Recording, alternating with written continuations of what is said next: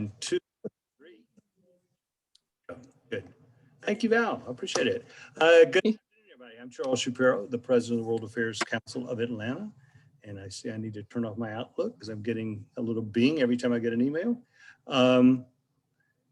Thank you for joining us today. We've got an extraordinary program. It's a members forum program, so it's designed by our members, and one of our members for the executive committee. I don't know what that is. And somebody needs to mute their microphone. I apologize. Everybody, please keep your mics on mute. Edwige Jean-Francois is a member of our Members Forum Executive Committee, and she came up with the idea of today's program. Edwige has got a long professional career working at CNN, now as a consultant, which you should be delighted to have you contact her. She does terrific work. She's extraordinary. Every program she puts together is great.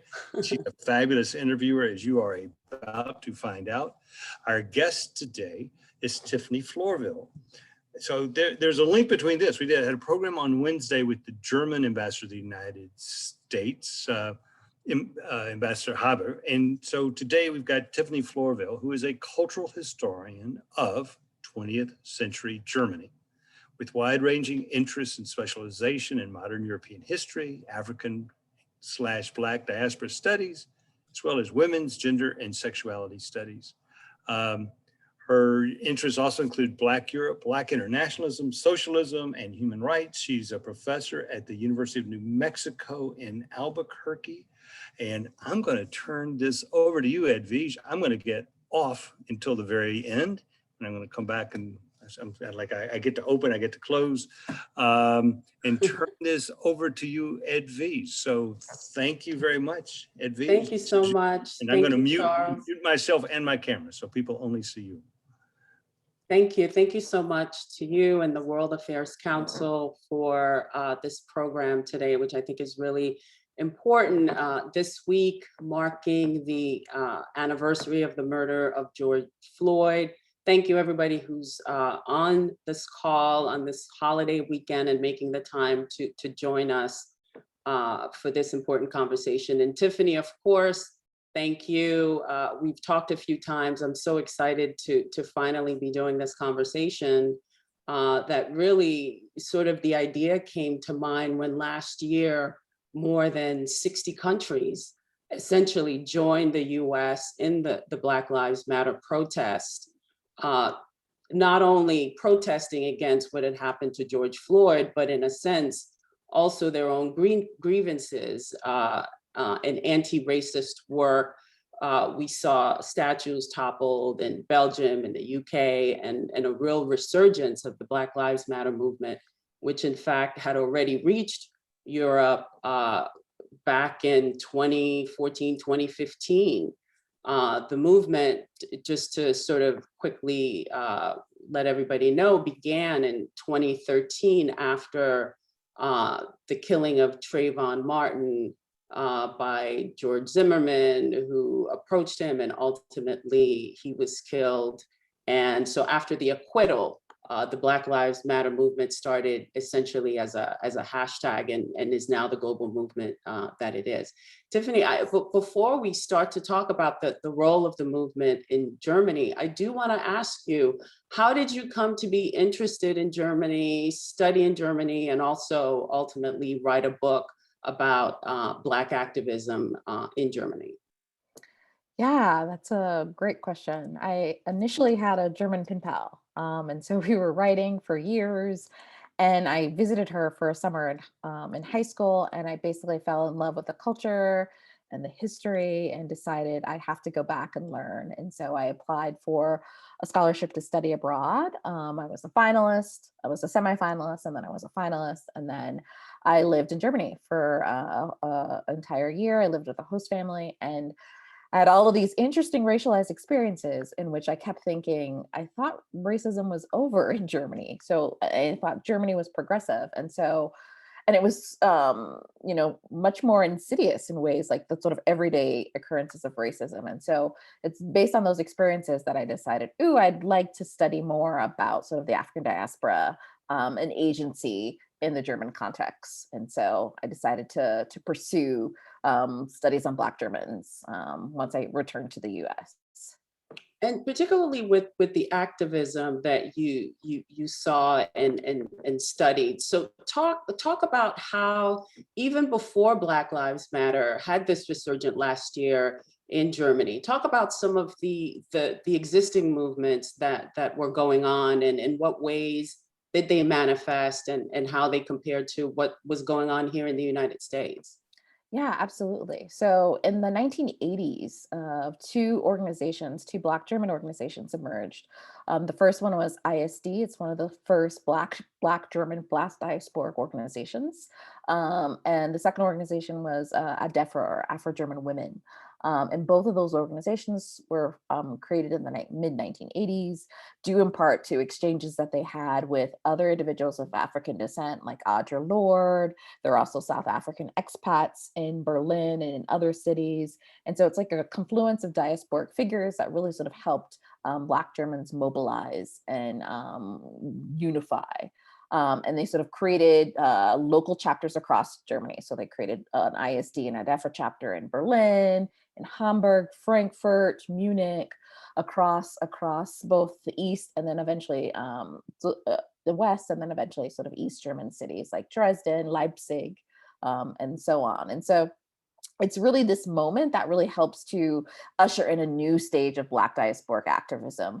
Prior to those organizations, you have anti-colonial activism in the German metropole. So pushing against sort of German colonialism in its colonies, such as, what is now considered Namibia, modern day Namibia, Cameroon, Togo, pushing for civil rights and human rights legislation that would protect the rights of African colonial subjects, and to sort of also push for more independence in those in those countries. So you have a longer lineage of Black activism in the 20th century, and then of course there's abolitionism in the 19th century. There's African American freedom movements that activists coming over to Germany in the 1960s, especially sort of Martin Luther King Jr. and also so Kathleen Cleaver, Angela Davis, and so you have this longer lineage of Black transnational activism in the German context.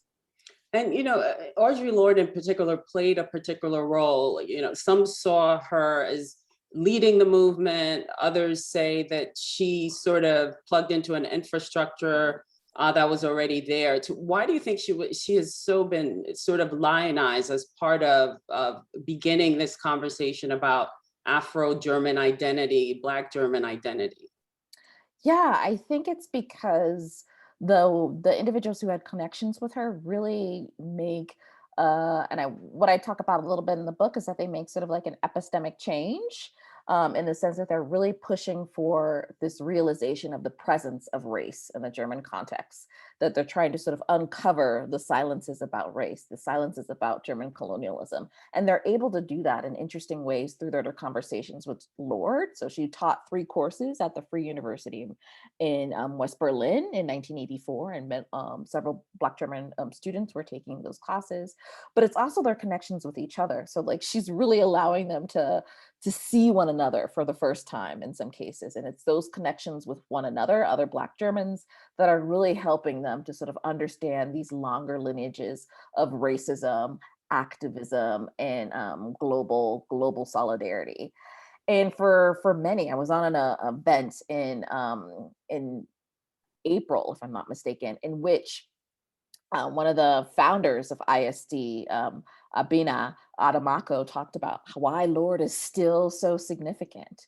And this is certainly a common refrain to this day, that she, for some, is a mother, for others a godmother, for others a friend, but she becomes this sort of significant figure, I think, in helping them recognize their place in the diaspora and to actualize that place in the diaspora within the confines of Germany. So I think that's why. And I also think Bina Ademeko, you mentioned, also wrote about what it was like for her, I believe, as prior to unification, or when unification happened, and where Black Afro-Germans felt almost displaced in their own country because of the sort of racism and anti-Black sentiments that they they sort of experience.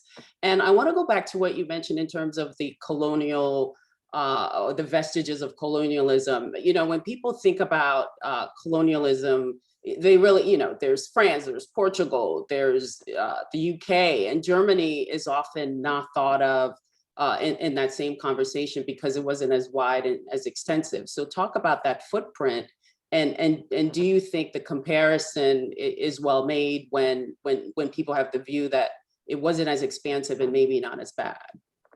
Yeah, this is a really good question. I think for many Germans too, that like their colonial legacy is not even discussed in sort of the German curriculum, especially when we think about elementary or secondary education. This is not necessarily a common dynamic across the German states. And so I think Germans themselves don't recognize the legacy of colonialism, and quite frankly, the aftermath of that colonialism. And I think because Germany and Italy were sort of later colonial entities, later colonial countries, or engaging in sort of colonial pursuits at the 19th century, as opposed to like the Spanish or the Portuguese or the Dutch, or the sort of the French or the UK, that people don't recognize Germany as a colonial entity.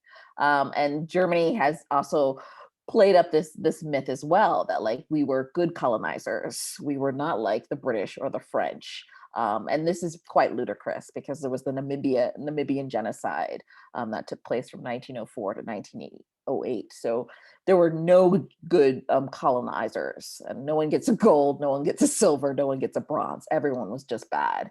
And then they lose their colonies quite early. So when the French, Spain, in terms of when we think about Guinea-Bissau, when we think about all of these other entities losing their colonies later, sort of 50s, 60s, 70s, Germany lost its colonies 1919 with the Treaty of Versailles. So we see an earlier instance of decolonization in the German context. And I think that also helps to sort of play into this myth of like, okay, our colonies, our experiences weren't necessarily terribly significant in comparison to other European colonial powers. And that's quite frankly not true. The colonial setting really was a space where ideas about othering, ideas about German citizenship, German identity played out in the colonial settings, particularly on the continent of Africa. It's in 1913 that Germans create a German citizenship law that stipulates that children of white male German colonists were not able to sort of acquire German national identity. And so there's this interesting dynamic that like the colonial settings were much more important than previously acknowledged. And quite frankly, even today, there's profound discussions about colonialism, the Namibian genocide, and its relationship to the Holocaust. It's not sort of like a direct line, but there's interesting nuances that are still emerging in German discussions, quite frankly, today.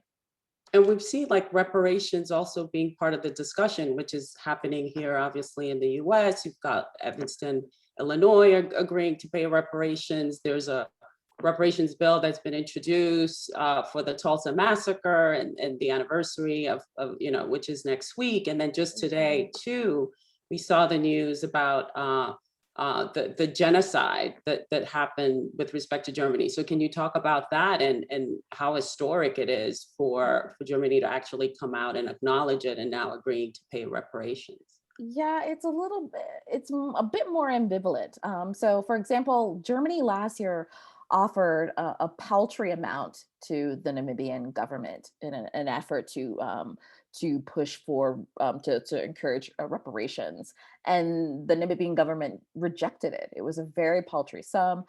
Even in this sort of declaration, the declaration that is speaking to is all about acknowledging, saying, apologizing for the genocide, but reparations are also are there, but not supported by Namia and Herero community leaders on the ground. So they're not actually in support of this particular contract Effort. That's being this sort of effort that's being created between the Namibian government and the German government. There's sort of efforts to sort of help support cultural centers, things along those lines, and Namibian community leaders and Namibian community leaders are objecting to this, and they think that reparations should go further than it's stipulated in this sort of new declaration. So on the one hand, 1 billion seems a lot, but for people on the ground, especially those activists on the ground, this is not necessarily what they've been pushing for. They're pushing for more, a bit more extensive reparatory justice that they don't feel this adequately addresses. So in terms of the footprint of Black Germans in Germany, which goes back to, as we mentioned, colonial times, in your book, you write this where Black Germans will get posed the question, where is your homeland? I mean, your real one. Black Germans were tired of the common belief that, quote, to be German meant to be white. So with the question of identity and what constitutes being a German, it's something that obviously still being debated, which is part of what this anti-racist movement and activism is all about. So talk about the issue of identity and how that shapes out. These are great questions. You're right that identity is so central to this notion of Germanness, and it's also sort of, I think Germans don't recognize that like whiteness is an organizing characteristic in their country, that it helped to dictate the parameters of what Germanness could be, and those parameters were really sort of defined in the colonies. It's sort of used, that setting helped to sort of create this really interesting notion of what Germanness was supposed to be, and it was supposed to be white, and it's also tied to geography. And so you see that emerging from that like 1913 law that doesn't change until 1999, 2000. So that 1913 citizenship law doesn't change until almost the 21st century in the German context. And so Germans are really trying to sort of interrogate this notion of whiteness. And they do that in a variety of ways. They put on, workshops, conferences, they organize events, they organize anti-racist demonstrations. They're really trying to create this sort of longer public culture in which Germans recognize the pervasiveness of racism and the pervasiveness of everyday forms of racism, and how that connects to systematic racism and the like, and how that's in language, that's in symbolism, that's in images, that's in legislation, that's in how people talk about the past. And so this is why I think it's the movement, the sort of organizations that I mentioned earlier, like ISD or ADEFRA, were really significant and really pushing discussions about race to the forefront. And this is quite important, because after 1945, after the loss of World War II, and the sort of the demise of the Third Reich, there's a silence concerning issues about race. There's also a reluctance to talk about race. And so all of this is sort of unsettled, I think, in the 80s, in which people are like, we have to talk about it because it exists in the everyday. We are experiencing that racism in a variety of encounters at our school, in our homes, at our jobs. There are presumptions made about us. And so this movement, I think, in many ways, and there are also a variety of other African diasporic movements that were linked to different universities across Germany. All of these movements are pointing to these longer issues of sort of racism and how German identity is racialized. It's racialized as white.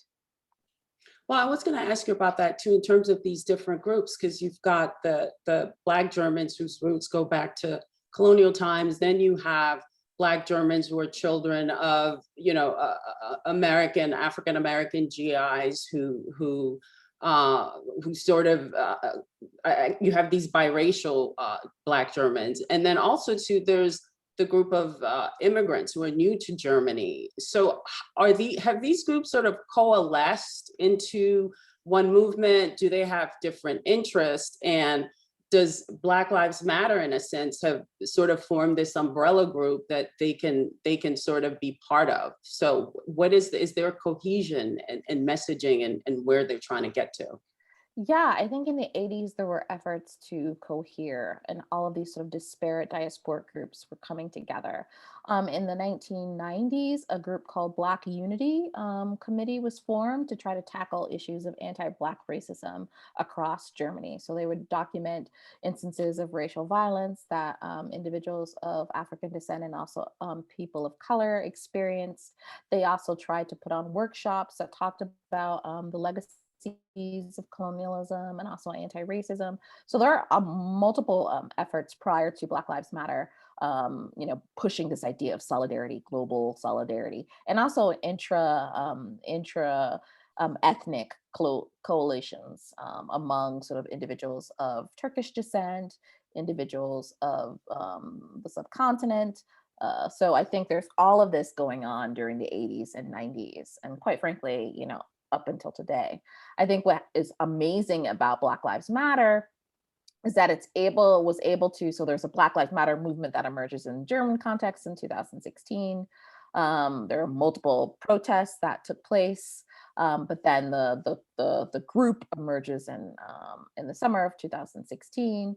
And I think this group really helps to, again, recenter issues of race in the German context, to talk about police brutality in the German context, that there are instances that it is not an American dynamic alone, to talk about why these dynamics are emerging across, quite frankly, across Europe.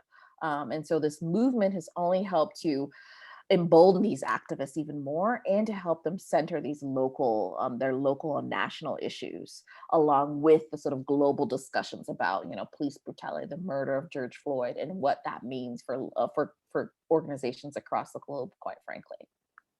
And you mentioned George Floyd, like here, there's so many names that we know, Michael Brown, George Floyd, Breonna Taylor, or Arbery. Are there names like that? Are there people who are sort of like the face of what some of this discrimination that, Black Germans feel they face, that's the rallying cry for their movement? Yeah, there are a number of faces, sadly. Christy Spendeck died in 2011, or Jalo, who died in his cell. He was basically burned to death in his cell while he was handcuffed. And the sort of police, as well as sort of court officials, have claimed that he committed suicide. And so there are numerous cases of this type of injustice in the German context. And so all of these figures, along with Michael Brown, along with George Floyd, along with Breonna Taylor, all help to talk about these larger issues of anti-Black racism, and how entrenched these practices are across the globe. So sadly, this is not just an American case. It's also quite frankly, a European-wide dynamic. You see instances of this going on in the British case. You also see instances of this going on in the French case. So these sort of Black Lives Matter movements are really trying to push these national issues about anti-Black racism, and about sort of like, you guys, Europeans were in the colonies. No wonder we are here in the metropole. There's a dynamic, there's a connection. You can't forget that. And so I think all of these movements are about that. They're about the sort of transnational connection with George Floyd, while also talking about the national dynamics that are at play. You actually teach a course on Black Lives Matter, and I do want to ask you about that. Before I do, I think, there's a sense, because when we think back to African Americans, particularly artists going to Europe as far back as, Josephine Baker in France, you mentioned Audre Lorde, James Baldwin, Richard Wright, Nina Simone, Eartha Kitt. So there's always been this movement of going to Europe as a haven in terms of trying to escape racism here in the United States. So do you think, to an extent, that has sort of either the awareness on the part of some European countries to think that, they are better than here in the US, because there's been sort of like this gravitation going there? Or do you think it's completely separate? The artists flocking there to escape American racism doesn't necessarily mean that it doesn't exist across Europe. Yeah, I think it's certainly the latter comment, in which artists flocking there are able to flock there because they have American identity as a badge to sort of, in many ways, shield them from some of the anti-Black racism. And this certainly is still the case. So like as African Americans, we wield a power. We wield a power that allows us to really not necessarily have to deal with some of the difficulties that other individuals of African descent are dealing with in the European context. There's a reason why African Americans went to Russia in the 1930s, in which they're like, Russia, Moscow is better than Jim Crow South, the Jim Crow South. And the reality is that not so much. There was anti-Black racism in Russia. There was anti-Black racism, and there's still anti-Black racism across the European continent. But I think that also allows race to become invisible in some ways. That like it occupies, race in the European context occupies this both, it's invisible, but also hyper visible. It's invisible and hyper visible. And it depends on the sort of racialized communities that allow its invisibility and hyper visibility to exist. And so I think as all of these figures show us, like Josephine Baker, Richard Wright, James Baldwin, also thinking about Ollie Harrington, who moved to East Germany, and Angela Davis and her relationship with East Germany, that they oftentimes don't really critique the racism that's there. The most famous case of that is also W.E. Du Bois and his experiences in Berlin in the 19th century, in which he thought it was just, he felt like he could truly be himself. At the same time, he's not necessarily mingling with Black Germans. He's going to the opera. He has a different sort of class position within the German context in the 19th century. And he has connections that allow him to not be exposed to some of this, even though his time during the 19th century in Germany was also heightened anti-Semitism. So like there's all of this stuff all of these dynamics going on in which his Americanness, his class positionality, all of this is allowing him to sort of not necessarily see the grittiness of some of the the racism that exists. Tell us about the course Black Lives Matter that you taught this past semester with the University of Cologne. So how does one teach Black Lives Matter, and what did that entail? Yeah, so a colleague from the University of Cologne, basically, thinking about what happened last summer, approached me about teaching a class, Black Lives Matter. And I said, yes, let's do it together. So her class dealt with African-American case of Black Lives Matter, reading a variety of texts from, Michelle Alexander to, I think, also reading about civil rights activism in the 1960s. She also interspersed stuff about Europe. And then I said, my class will most likely focus on Black Europe, because I don't think my students recognize that there's a longer lineage that predates Black Lives Matter, pushing for these same issues, pushing for recognition, pushing for rights, pushing for citizenship, depending on when we think about migration into Europe. And so we decided that we would teach it. And she also had her, in the German context, school usually the sort of semester begins in April for the spring semester. And so she was able to start her class a little bit early in March.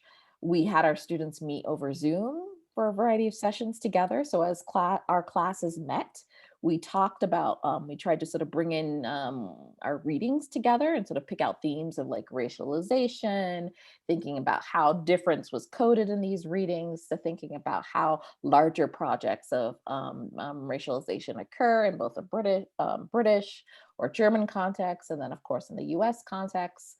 And then we also had our students do a group project together. So we paired them up, or we created different groups, we created different themes. We had the students pick the themes that they wanted. So one theme was the Carceral State, another theme was Black Lives Matter in Europe, in its colonies, another theme was Black Lives Matter in the US, another theme was Black arts, Black politics. So students chose these themes that they wanted, and then they came up with a group project that really relied on creativity. So we didn't want them to focus on like writing an essay for these group projects. We wanted them to have the ability to think creatively, but still disseminate knowledge in an interesting way.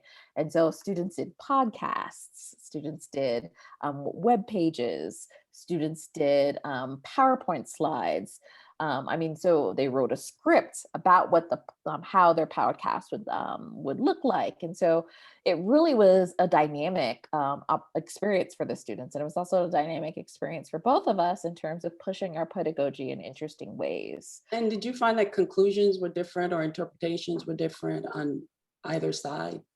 Yeah, and so the class was pretty hard, especially when we had I think either our second or third session. Dante Wright was just killed in Minnesota, and we were meeting, and we addressed it in our class. And I never cry in my classes, but I actually broke down in that class. And we had a variety of other students who were also very upset. And so that session ended up being more intense than any of us anticipated. And several students were like, Dr. Florvil, it's okay. Multiple emails. And I think what they didn't realize was that the dynamics about sort of Dante Wright and George Floyd, and especially for my students, were also prescient in other European settings. Like they were reading, for some of my students, they were also reading about Black British activism in the 1960s and 70s and police brutality, and the arrests of the British Black Panthers. And so for many of them, it was eye-opening to see that the US was not alone in its practices, but also simultaneously difficult to deal with these issues that continually seem to come up in terms of anti-Black racism. So I'm going to ask you one quick question before I go to the chat, which, you know, Chancellor Angela Merkel stepping down in September, and to sort of talk a bit about her legacy on race. I mean, remember the comment about multiculturalism and how immigrants needed to do more to learn German, and then also to the backlash that she got in 2015 when she opened the doors to refugees, mostly from Iraq, Afghanistan, to her recent comment about George Floyd. And so it's sort of like a mixed bag, you know, to be interpreted in terms of what that legacy will be. What do you think it is? And sort of talking to these different groups, what is your sense of how they view of how she has handled the issue on race? I think it's certainly a mixed bag. I don't think she's not a proponent of sort of anti-racist legislation per se. And her, you know, as you mentioned, for her, multiculturalism was not good. In 2015, it was a sham. And then in 2015, she's also, you know, encouraging this influx of Syrian migrants and the like, and opening up borders, which she was heavily critiqued for. And I think she does straddle that mixed approach to thinking about race, the sort of legacies of racism in the German context. I think that's her mixed legacy on that. When she, although some might say 2015 was sort of, I mean, not conflating obviously Afro-Germans with immigrants, but I mean, that's sort of, she got backlash for it in a sense, as because she was supporting immigration. So I guess that some would see that as going in her column, you know, as opposed to. I would totally see that going in her column, but I also think that she leaves a legacy that's a bit tarnished, especially now with her response to COVID, and other dynamics that have emerged in which people feel that she's not done as much as she could in regards to really sort of effectively pushing for a larger federal anti-legislation bill. And what's interesting is that in Berlin, for example, last year, Berlin is the first state to institute anti-discrimination legislation.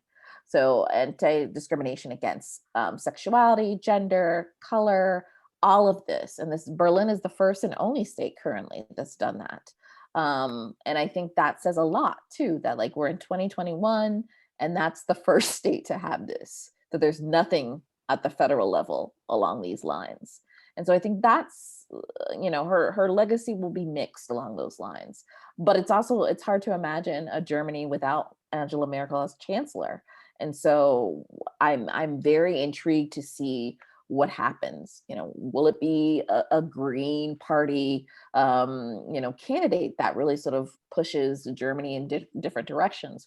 or, you know, will it be another candidate that puts Germany in different directions? It's hard to know, but the transition period is emerging, and I think that's also terrifying to think about an Angela Merkel without Germany. So, thank you. On that, I'm going to turn to the chat, and feel free to raise your hand and I'll call on you. I think we're going to ask people to call out their questions if I can see their names, but let me just see here who we have.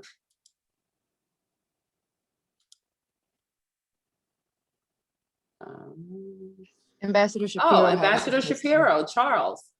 Yeah, thanks. I wasn't ignoring you.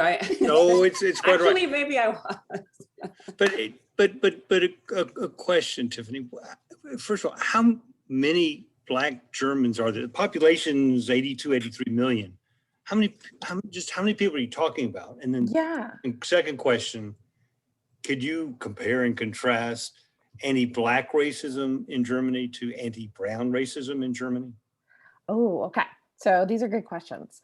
The figures of Black Germans are difficult to speculate. So the core figures are anywhere between 500,000 to 800,000. But this is again an issue because on the German census or on surveys, there's no indication, you can't sort of indicate your racial background on there. So there's only like a sort of space for like German or Germans with migration in migration background.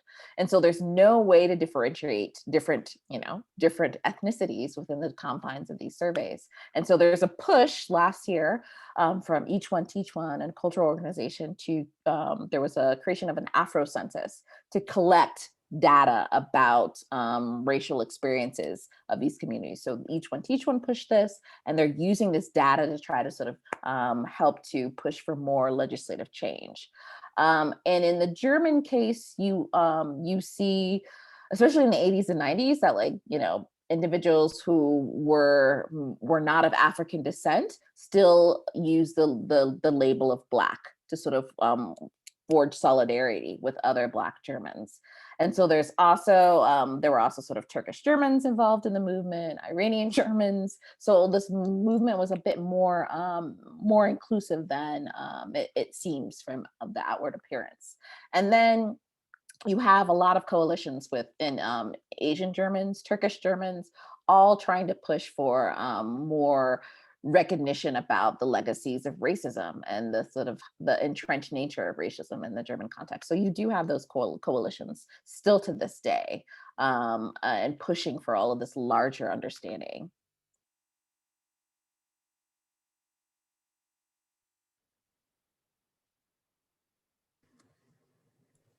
Does anyone else have a question, want to raise their hand and ask Tiffany a question?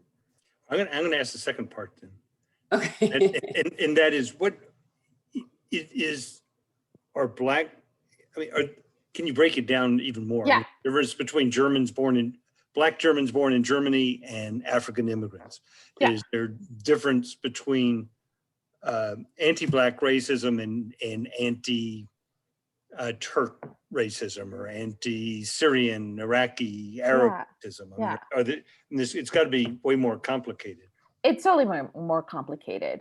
I think that there is certainly distinctions in terms of how other ethnicities are looked at in the German context. So there's some similarities. So of course, when we think about Turkish Germans or sort of Black Germans, especially I should preface that like Black Germans are terribly diverse. So some of them are, they have heritage from the colonial setting. Some of them are African-American or have connection to African-American GIs, African students. Some of them are African migrants, second, third, fourth generation African migrants. So all of this is in the mix. And so similar dynamics that are taking place with, say, for example, Turkish Germans are also happening with Black Germans, in which second and third generations are not perceived to be German. So they're still sort of like fighting that, like, where are you from? And they're like, I'm from Bonn, I'm from Frankfurt. So they're still dealing with that dynamic. Anti-Syrian sentiment is also tied with these issues of like Islamophobia. in the German context, which is also linked to Turkish Germans in terms of this is larger Islamophobia and how individuals are perceived. So there's all of this undergirding, how Germans see Germans. So they don't see second or third generation Black Germans or Turkish Germans, or quite frankly, Asian Germans. So when I think about like Vietnamese Germans, to be German, there's always a presumption that they're in the nation, but not really of the nation. And so this is a shared sentiment, I think. And then you have that coupled with Islamophobia, you have that coupled with anti-Black racism, and quite frankly, you also have that coupled with heightened anti-Semitism in the German context too. So all of these things, all of these dynamics, all of these practices are connected and sort of linking to, are pushing these communities to really sort of forge more global solidarity with one another. Brenda Walker, you have a question? Yes, I would just like to ask, is there a country or place where in your research where there is no Black racism? Ooh, Brenda, that's a good question. Not to my knowledge. I mean, even when we think about the continent, when we think about like Ghana or Nigeria or South Africa, there's still this sort of undergirding legacies of colonialism and neo-colonialism, quite frankly, and how, in many of these places, they have whitening creams where they're sort of trying to lighten their skin.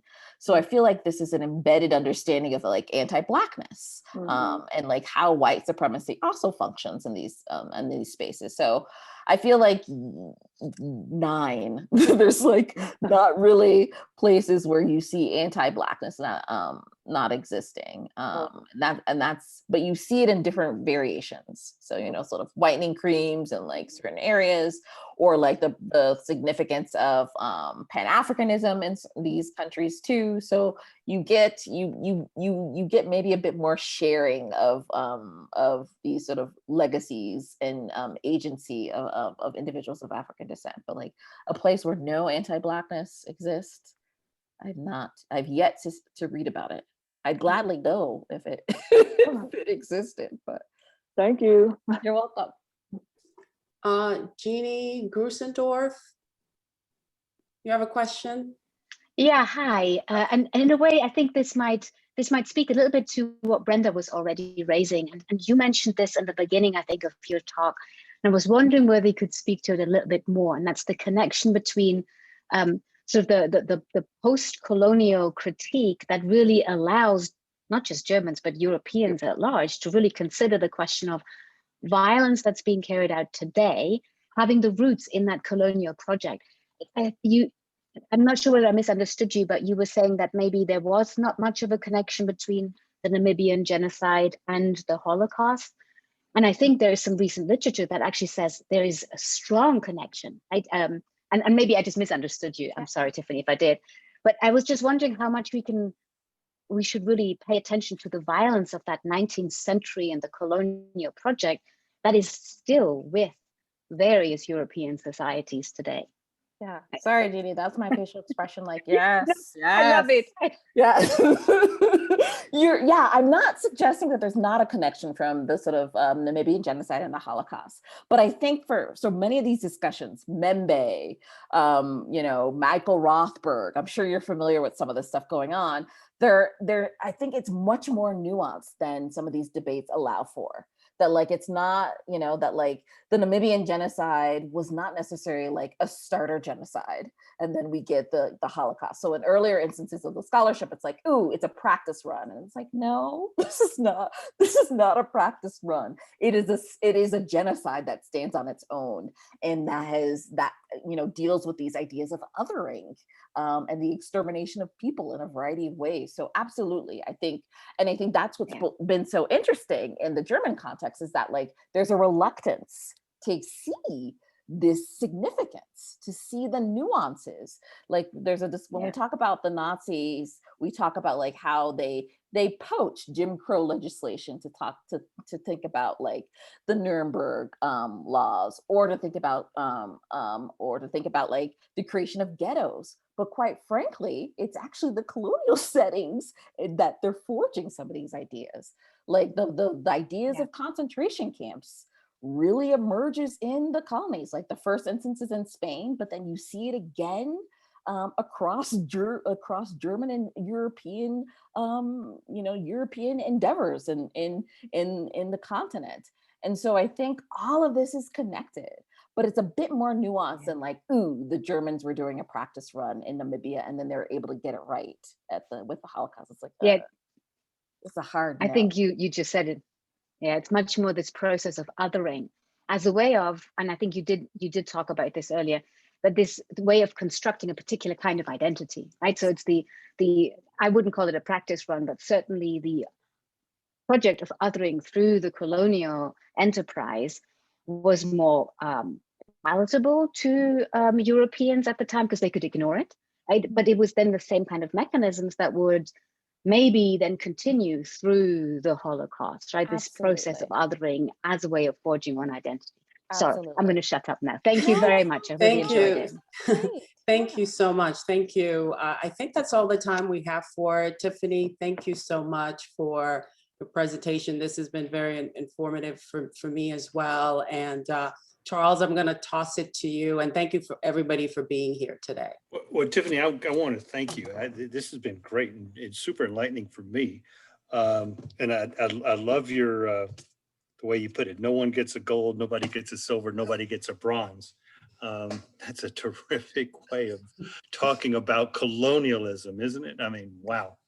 And we all have so much to learn and so much to recognize about our own histories and coming to terms with that. I'm going to have a big advertisement now, so I need everybody to hang on and listen to this because this is so cool and I don't want you to miss it. The World Affairs Council next week is doing something called Global Health Summit, the battle to defeat COVID-19. We do this together with CARE USA, the Carter Center, and the Center for Strategic and International Studies in Washington. So we've got, it's next Tuesday, Wednesday, Thursday from noon to 1:30 every day, basically. When Tuesday's a little bit longer. So on Tuesday, we're going to open with Carter Center CEO Paige Alexander interviewing Ramanand Lakshminarayan, the founder of Oxygen for India, who's going to be joining us from New Delhi. And he's going to talk about how India was so overconfident that it missed the signs of the impending second wave and what they're doing about it now. On Tuesday afternoon, we're going to close with Dame Sally Davies, who's the United Kingdom Special Envoy for Antimicrobial Resistance.